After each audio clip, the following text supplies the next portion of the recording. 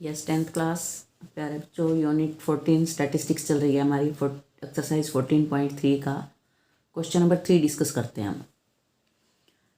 A life insurance agent found the following data for distribution of age of 100 policy holders. Calculate the median age if the policies are given only to the persons having age 18 years onwards but less than 60। 18 year से बड़ा होना चाहिए और candidate, और 60 से below as का होना चाहिए जिसको वो अपनी पॉलिसी सेल करते हैं। तो age in years, number of policy holders दिया हुआ है। ये बिलो 20 को जो पॉलिसी दी वो 2 कैंडिडेट्स थे, बिलो 25 वाले 6 थे, बिलो 30 वाले 24, बिलो 35 45 एंड सो ऑन। ये इंक्रीज़ होते जा रहे हैं बच्चों।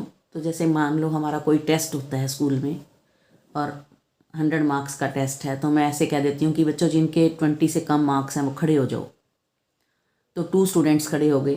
फिर मैंने कहा जिनके 25 से कम है खड़े हो जाओ, फिर और खड़े हो गए, तो टोटल 6 हो गए। तो मीन्स कितने खड़े हुए? 4। तो जो ये एफ है, this is the cumulative frequency, क्योंकि इंक्रीज होती जा रही है, तो ये उसके अंदर जुड़ता हुआ आ रहा है। तो ऐसा हम कब करते हैं? जब कुमुलेटिव फ्रीक्वेंसी में हो। तो ये कुमुलेटिव फ्रीक्वेंसी दी हुई है, फ्रीक्वेंसी नहीं दी हुई।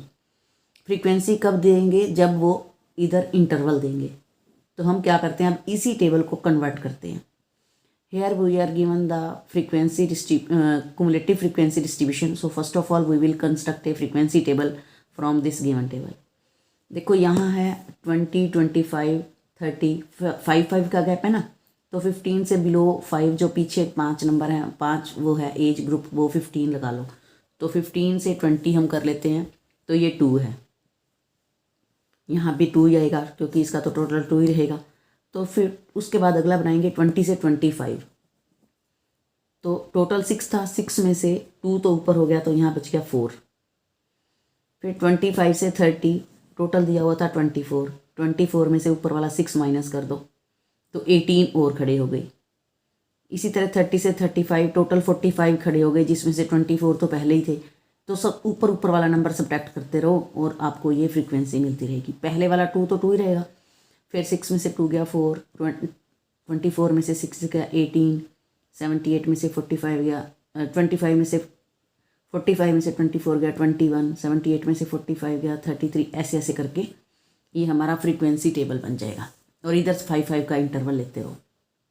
ठीक है, अब हमारी ये टेबल तैयार है। तो मीडियन निकालना कोई आसान दिक्कत नहीं है। n/2 निकाल दो। n तो टोटल 100 मिल ही गया, n/2 निकाल दो।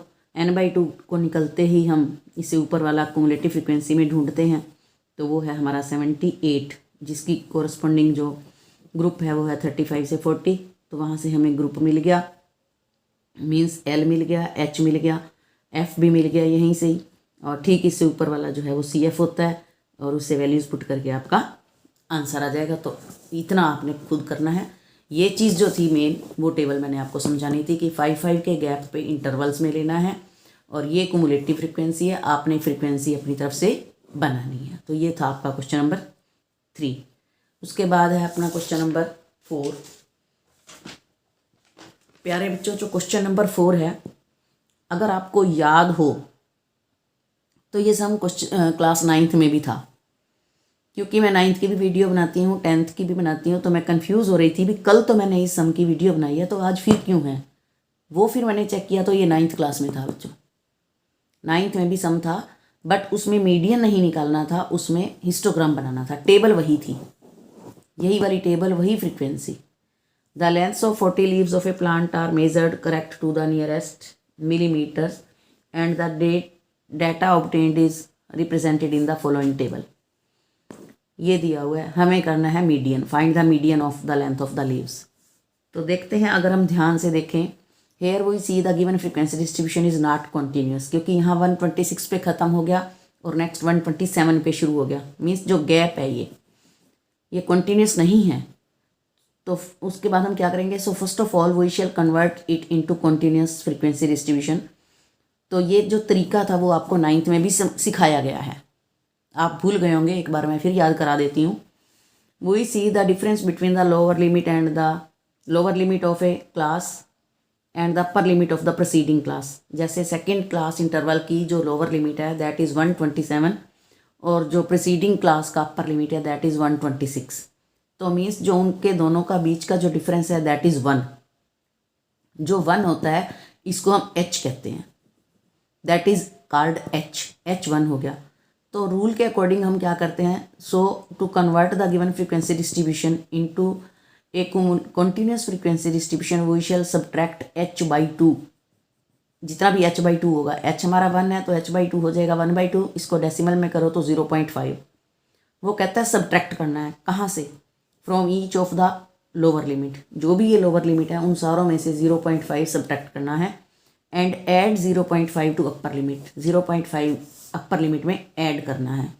Now we will get continuous. अब हमें कॉन्टिन्यूस फ्रीक्वेंसी डिस्ट्रीब्यूशन मिल जाएगा, क्योंकि अगर हमारे पास कॉन्टिन्यूस नहीं है तो हमें एल और एच वगैरह नहीं मिलेगा। तो पहले इसको कन्वर्ट करो, जैसे 118 था तो 0.5 सब्ट्रैक्ट करना है तो 117.5 हो गया। अपर लिमिट में 0.5 ऐड करना है। इसमें 127 में से 0.5 सब्ट्रैक्ट करो तो 126.5 हो गया। इसमें ऐड करो तो 0.5 ऐड हो गया। जो 18 था वो 17 बन जाएगा, जो 27 था वो 26 बन जाएगा। एक एक नंबर घटता जाएगा और 0.5 आता रहेगा और इसमें 0.5 बढ़ता रहेगा। ये एफ है ये।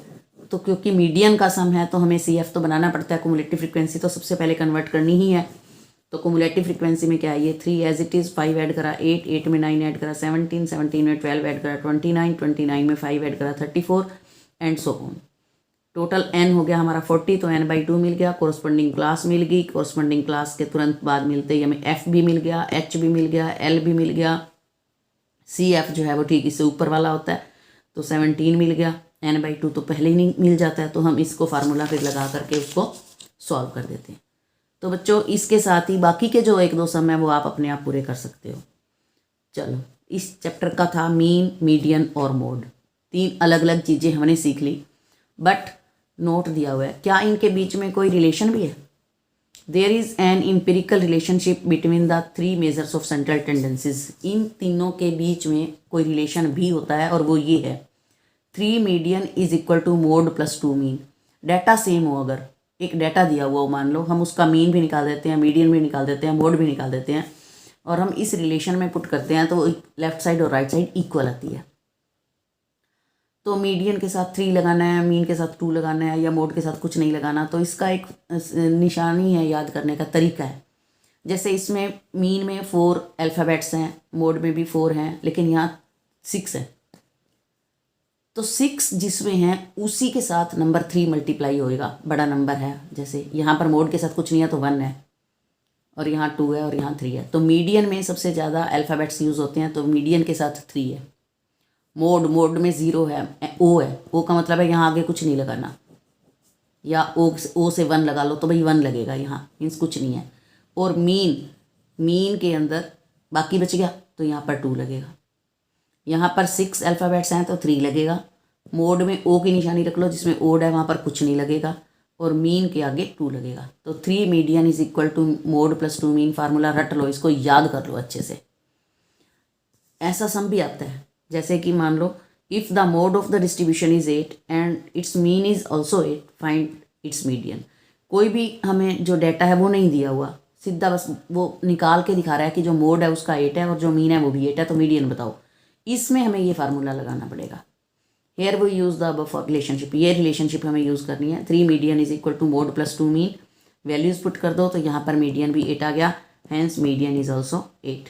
तो मीन भी 8, मीडियन भी 8 और मोड भी 8। तो ये था हमारा इस चैप्टर का मेन पॉइंट। बाकी मीन आपने सीख लिया, मोड सीख लिया, मीडियन सीख लिया, प्रैक्टिस करो।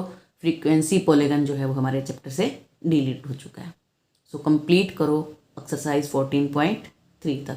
Thank you, have a nice day.